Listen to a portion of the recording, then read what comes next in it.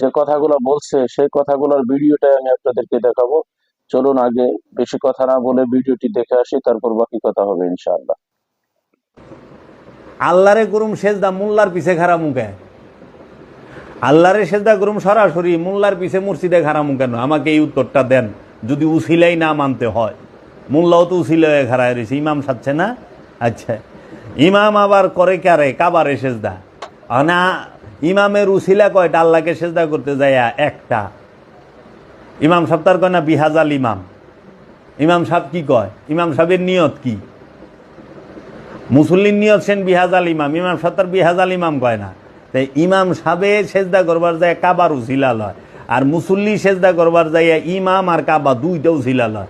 আল্লাহকে একটা সেজদা করতে গেলে মুসল্লির দুইটা উসিলা লওয়ার লাগে, একটা হলো ইমাম আর একটা হলো কাবা। আবার ইমামের আগে সেজদা দেওয়ান যাইব না, তাহলে নামাজ বাদ। ইমামের আগে সালাম ফিরান যাইব না, নামাজ বাদ। কি মর্যাদা! আল্লাহরে সেজদা করুম, ইমামের আগে কিচ্ছু করন যাইব না। তো ইমামই তো উসিলায় ঘাড়ায় রইছে। আর এই ইমাম এই কবার লেছে পীর ধরা সেরেক।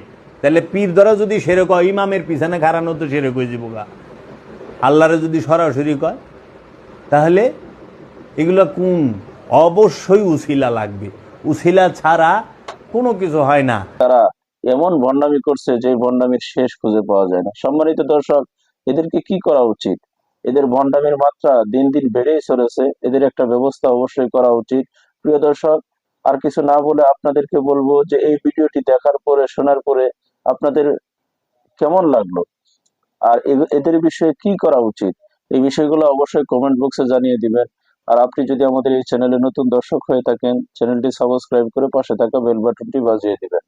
এই আশা ব্যক্ত করে আজকের মতো ভিডিও এখানে শেষ করছি। আসসালামু আলাইকুম ওয়া রাহমাতুল্লাহি ওয়া বারাকাতুহু।